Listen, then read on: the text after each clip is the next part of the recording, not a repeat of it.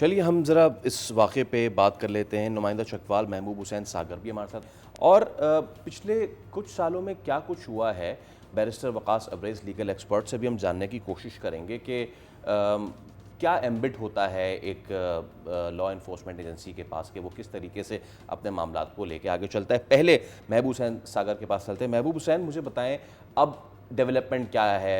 हमने देखा कि गुज़िश्ता रात जो है वो इंचार्ज आए, उन्होंने माजरत वगैरह की, लेकिन फैमिली का क्या मौक़िफ़ है? जी, बहुत-बहुत शुक्रिया।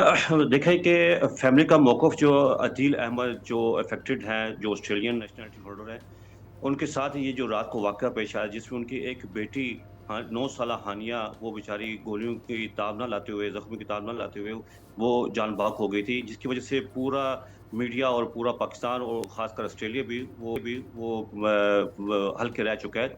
उनका मौक़िफ़ ये था, इनकी एक ऑडियो बयान आया था जिसमें उन्होंने ये मौक़िफ़ इख्तियार किया कि जो फायरिंग हो गया वो सबसे पहले सीसीडी की तरफ से हो गया। वो तकरीबन 7 हुँ, के करीब-करीब उन्होंने फायर किए और उसके बाद जो डाकू थे जो हमें छीन रहे थे, हुँ। तो जो हम डकैती कर रहे थे, वो उन्होंने फिर बाद में क्रॉस फायरिंग की। उन्होंने तकरीबन 2 फायर किया। 2 फायर करने के बाद वो अंधेरे का फ़ायदा उठा के वो वहाँ से भाग गए। उस वक़्त जब ये सूरत-ए-हाल देखी तो मैंने अपनी फ़ैमिली को बचाने के लिए वो भी वहाँ से वो भागे।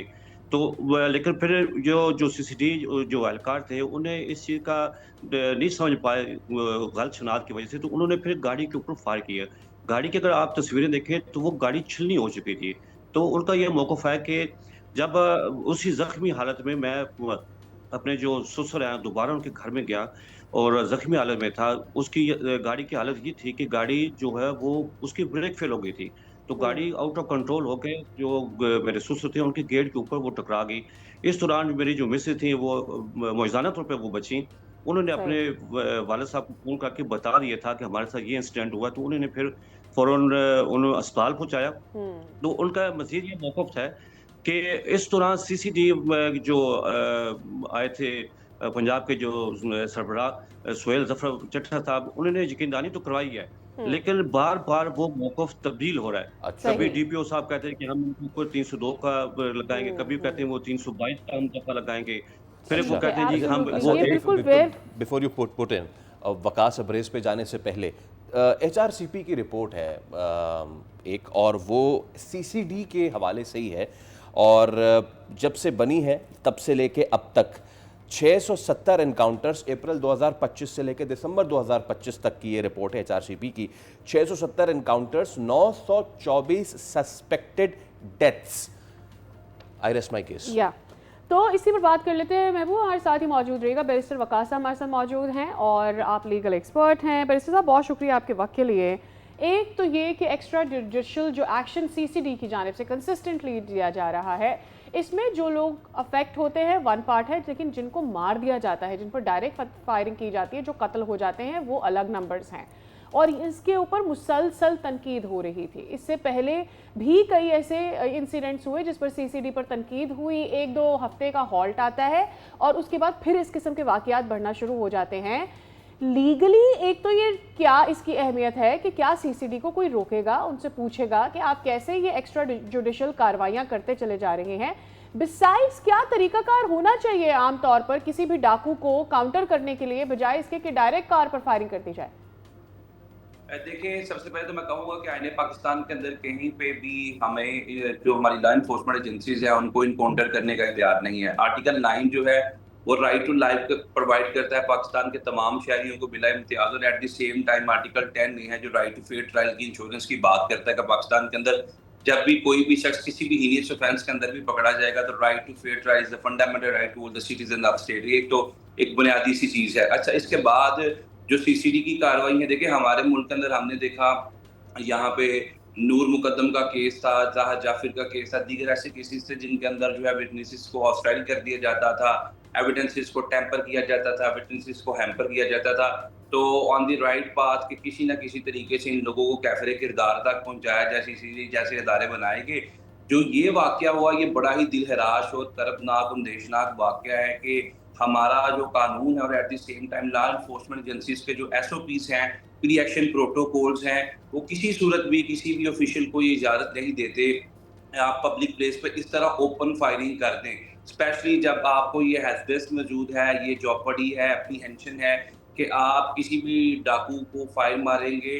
वो कोई दहशतगर्द तो नहीं था, अगर वो रॉबर था, अगर वो डकैत था तो इसके बाद भी आप उसे ट्रेस करके पकड़ सकते थे।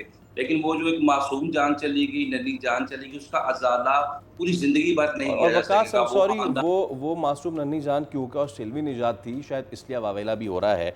924 लोगों का वावेला। अब ऐसा नहीं है कि 924 लोग जो एनकाउंटर में, आप कह रहे हैं कि एनकाउंटर की तो कोई लीगैलिटी है नहीं। रिपोर्ट के मुताबिक 2000 सिर्फ साल 2024 में सिंध और पंजाब में मिला के 341 सस्पेक्टेड किल्स हैं, और सीसीडी के बनने के बाद 8 महीने में ये टोल डबल ट्रिपल हो जाता है। 924 इज द नंबर, और 670 एनकाउंटर। जब कानून में गुंजाइश नहीं है एनकाउंटर की, तो ये 670 एनकाउंटर कैसे हो जाते हैं? पहली चीज। दूसरी चीज, फेमिलियर स्क्रिप्ट है तमाम ज़्यादातर जो FIRs हैं कि जी मोटरसाइकिल पे थे, अंधेरे का फ़ायदा उठाते हुए भाग रहे थे, फायर हुए और वो मारे गए। स्क्रिप्ट भी फेमिलियर है, इतने सारे और इतनी स्टैगरिंग फिगर्स के बावजूद भी कोई एक्शन नहीं है। देखिए फैसल भाई, you have absolutely put the nail on the head, क्योंकि इसमें जितनी भी किलिंग हुई गई उनके अंदर जो स्टोरी थी, जो उसके अंदर चीज़ें नरेट की गई, वो एक जैसी ही नजर आती हैं, क्योंकि एक ही डिपार्टमेंट एक्शन लेता है, उनका एक्शन लेने का तरीकाकार भी एक ही है। और उसमें अपने ही किसी साथी की फायरिंग से मर गया, किसी को हाफ फ्राई कर दिया गया, तो हर एक केस के अंदर एक ही जैसी स्टोरी नजर आती है। अच्छा, दूसरी जो इम्पोर्टेंट चीज़ है, जब तक हम अपना जुडिशियल सिस्टम बेहतर नहीं करेंगे, विटनेसेस की प्रोटेक्शन को बेहतर नहीं करेंगे, जो रिपीटेड ऑफेंडर हैं, बार बार ऑफेंस करते हैं, लोगों की बच्चियों के साथ ज्यादतियां करते हैं, जुल्म करते हैं, कत्लेआम करते हैं, और फिर कोर्ट में जाके दंदनाते फिरते हैं, जुडिशियल सिस्टम मुंह चढ़ाते हैं कि हमारा कोई किसी का बाप भी कुछ नहीं बिगाड़ सकता। तो आई थिंक उन जैसे लोगों के लिए अगर हम सिस्टम मजबूत नहीं कर सकते, इसको स्ट्रेंथन नहीं कर सकते, हम सुप्रीम कोर्ट ऑफ पाकिस्तान से केसेस की पेंडेंसी जो है 55,000 से डिक्रीज करके 5,000 तक नहीं ला सकते, लाहौर हाई कोर्ट से 1.25 लाख से डिक्रीज करके 5,000 तक नहीं ला सकते, अल्टीमेटली कहीं दरमियाना रास्ता ढूंढना था। लेकिन इसका कहीं पे भी ये मकसद नहीं है कि आप एक्स्ट्रा जुडिशियल किलिंग शुरू कर दें, आप मावरा आइन लोगों का कत्ल करना शुरू कर दें। आई थिंक सबसे जरूरी चीज ये है कि हम अपनी लॉ एनफोर्समेंट एजेंसीज के बाजू जो है उसको स्ट्रेंथन करें, अपनी फोर्स को स्ट्रेंथन करें, और हमारा जुडिशियल सिस्टम जो है आर्टिकल 30D जिसकी गमाजी कासियत तर्जुमानी करता है, expeditious fast फरोशियस justice fast track पे लेके विटनेसेस को हम प्रोटेक्ट करके अदालतों में पेश करें, on the basis of evidence लोगों को सजाएं दिलवाएं, ताकि ये लोग जो सिस्टम का मुंह चढ़ाते हैं, दंदनाते फिरते हैं और कहते हैं कि ये सिस्टम जो है वो हमारा कुछ नहीं बिगाड़ सकता, पिंकी केस ले ले, उस्मान मिर्जा केस ले ले, नूर मुकद्दम केस ले ले, बहुत सारे ऐसे केसेस थे जिनमें 3-3, 4-4 साल ये लोग सिस्टम के साथ पिछले साल का केस है, 5 बेटों को मार दिया था, आपको याद होगा अगर। बिल्कुल इसी तरह। और फिर आप देखें खुदा पहाड़ दिखला चुका कि 4-4, 5-5 साल की रियासत के बाद लोग जब अपना केस या काज जो सुप्रीम कोर्ट तक लेके पहुंचते हैं, तो वहां पे जाकर सुलह सफाई और कंप्रोमाइज कर लिया जाता है। कंप्रोमाइज क्यों किया जाता है? जिसका लहते जिगर मौत के घाट उतार दिया गया, जिसकी आंखों का नूर दिल का सरूर छीन लिया गया, वो क्यों जाके कोर्ट्स में कंप्रोमाइज करे? इसीलिए करता है कि जो तुम्हारी बेटियां बच गई, तुम्हारे बेटे बच गए, तुम्हारे भतीजे बच गए, अब उनकी बारी है। लिहाजा बार बार उनको खलासा किया जाता है, बार बार प्रेशराइज किया जाता है, ब्लैकमेल किया जाता है। और जब स्टेट एक मुद्दई के साथ, मुस्तगीज के साथ, मजलूम के साथ इस तरीके से खड़ी नहीं होगी, उनको प्रोटेक्ट नहीं करेगी, तो अनफॉर्चुनेटली वो लोग भी जो है वो दिन बर्दाश्त होंगे। लिहाजा मैं भी समझता हूँ कहीं ना कहीं ये जो सीसीडी काम कर रही थी उसकी वजह से, मैं चूंकि प्रोटेक्शन मैं प्रैक्टिस की आपको बात बताऊंगा कि उसकी वजह से कहीं ना कहीं हमारा जो क्राइम के अंदर दर्द नजर आ रही थी, ऑफेंसेस के अंदर दर्द नजर आ रही थी कि लोग डरते थे। खासतौर पे वो लोग जो नौजवान थे जो हरासमेंट करते हुए गलियों में, बाजारों में नजर आते थे, उनके गले में तोप जरूर डाल दिया गया था सीसीडी की तरफ से कि अगर तुमने इस तरह की हरकत की, कैमरे ने तुम्हें देखा, तो तुम्हें हाफ फ्राई कर दिया जाएगा। एट द सेम टाइम जो लोग रिपीटेड ऑफेंडर थे और बार बार कोई क्लैशनकोफ लेकर टिकटॉक पे नजर आ रहा है, दीगर जो है मीडियम्स पे नजर आ रहा है, लोगों को जो है वो अनड्यू इन्फ्लुएंस करता है। यहाँ पर हमारे कॉरेस्पॉन्डेंट का पॉइंट ऑफ व्यू भी ले लेते हैं। आपने अभी कॉम्प्रोमाइज का जिक्र किया, मुझे पूछना है महबूब आपसे, बताइएगा कि क्या यहाँ पर कोई बातचीत या सेटलमेंट तक बात गई है आगे? यानी आप कह रहे हैं कि सीसीडी सरबरा जो है चट्टा साहब, उनकी जानिब से मुसलसल मौक़िफ़ भी बदले जा रहे हैं, कभी वो कोई बात करें, कभी कोई बात कर रहे हैं। पुलिस केसेस में भी आम तौर पर हम देखते हैं कि बाद में सेटलमेंट हो जाती है, तो यहाँ पर भी कोई इस तरह का मामला तो नहीं बनता हुआ नजर आ रहा? जी, अभी फ़िलहाल जो रिपोर्ट्स आई हैं कि उसमें उन्हें कुछ इसके बदले में रकूम देने की बातचीत चल रही है, लेकिन फ़िलहाल जो अभी चूँकि उनका एक बेटा अभी तक भी हॉस्पिटल में है और जो वालिद हैं, वो भी हॉस्पिटल में हैं।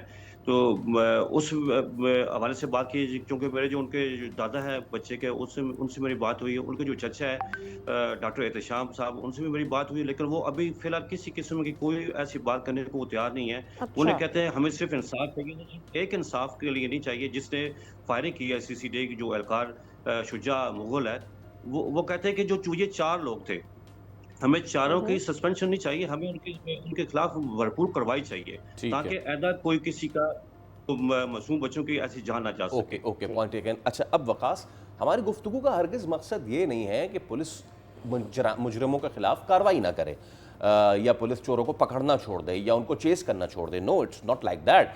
पुलिस का ये काम है कि वो सिटीजन्स की हिफाजत करे, पुलिस का ये काम है कि वो मुजरिमों की सरकोबी करे। लेकिन जो असल मुद्दा, असल मसला है तरीक़ाकार पे। ये तरीक़ाकार कैसे तब्दील होगा, कैसे? एक तो ये कि ये जो लोग पकड़े गए हैं, सेक्शन 302 इम्पोज किया गया। आई थिंक कि सेक्शन 300 इम्पोज जो है वो शायद इम्पोज नहीं किया जाना चाहिए था, क्योंकि यही वो लीगल लकूनास हैं या डीमेरिट्स हैं जो केस को कमजोर करते हैं। सेक्शन 302 वहां पे इम्पोज किया जाता है जहां पे इंटेंडेड डेथ हो, मर्डर हो, जहां पे कोई शख्स जो है इरादा तन अमद करके किसी की नीयत करके किसी को कत्ल करता है। मेरे ये तो ख्याल एट से द सुपर ऑफ मूवमेंट जो कत्ले अच्छा। खता की लगाई है। मैं इफ यू अलाउ मी, हाँ जी, महबूब, जी, ऐसा ही है, सेक्शन कत्ले खता 319। लगाई है ना? जी, जी। जी, जी, सेक्शन 300 जी, 302 भी इम्पोज़ कर दिया गया है, जो कि सेठराव चड्ढा साहब ने जो अपनी फर्स्ट स्टेटमेंट दी थी, उसके अंदर ये चीज़ का दिया दिया गया था। सेकंडली सेक्शन 319 या 322 इम्पोज़ किया जाएगा।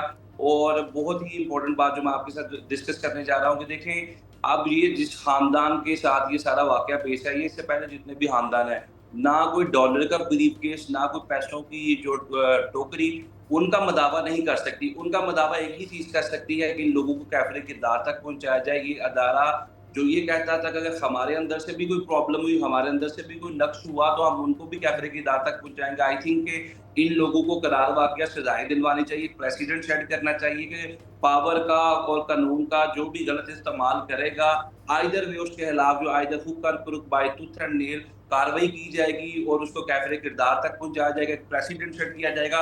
कल कला किसी के बच्चों के ऊपर या इस तरह पब्लिक प्लेस के ऊपर कुछ फायरिंग करने से पहले ये लोग लाख दफ़ा सोचो। फैसल भाई, लास्टली जो आपने बात की एसओपीज़ के हवाले से, प्री एक्शन प्रोटोकॉल्स के हवाले से, तो जो हमारे लॉ एनफोर्समेंट एजेंसीज़ के एसओपीज़ हैं या प्री एक्शन प्रोटोकॉल्स हैं, पब्लिक प्लेस पे इस तरह अंधाधुंध फायरिंग नहीं की जा सकी। इवन के अगर आपके हार्डन क्रिमिनल्स भी हैं अदर दैन टेररिस्ट्स, अगर वो भी एस्केप कर जाते हैं मौके से, तो एसओपीज़ जो हैं या प्री एक्शन प्रोटोकॉल्स आपको बिल्कुल अलाउ नहीं करते कि पब्लिक प्लेस के ऊपर आप फायरिंग ओपन कर दें और शहरियों की ज़िंदगियों को जेओपार्डाइज़ करें। तो I think so this is the illegal act और इसमें हमारी सीसीडी की जो ट्रेनिंग है, नाक़स कारकर्दगी है, वो भी खुल के सामने आई कि ये जो लोग हैं जिनका काम हार्डन बैरिस्टर साहब, क्रिमिनल के साथ, ट्रेनिंग तो रिपीटेड नाक़स ऑफेंडर हमारी के साथ। हर फोर्स की होती है, फिर हम उस फोर्स से जी, ना ना उम्मीद हो के हम नई फोर्स बना लेते हैं।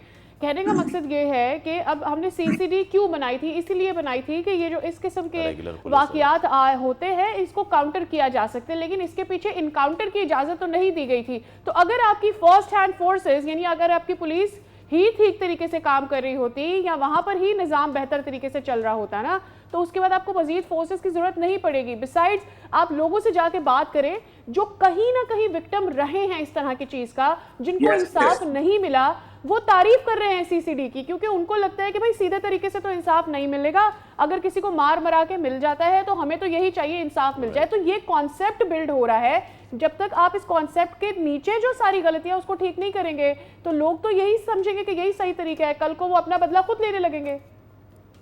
देखिए, आपने तो समंदर को कूजे में बंद कर दिया। आपने बिल्कुल दुरुस्त बात की। जो एक आम शहरी का तासुर है सीसीडी के हवाले से, इनकी परफॉर्मेंस के हवाले से, इनके ऑपरेशन के हवाले से, you have absolutely put the nail on the head. वो यही सोचता है कि किसी तरीके से मुझे इंसाफ मिल जाए। अगर घी जो है वो सीधी उंगली से नहीं निकलता, उंगली टेढ़ी करके वो अपना मकसद, अपना लुबे-लुबाब ही हासिल कर, जिससे मैं पेन चले, अचीव ठीक कर है दूँ। वकास, तो हमारे पास वक्त क्योंकि कम हो रहा है, लेकिन आपने मुफस्सिल गुफ्तगू की, काफ़ी शुक्रिया। इस मामले पे आपने नज़र रखी हुई है। वेल, हम एक ब्रेक ले रहे हैं, दोबारा हाजिर होंगे। Stay with us.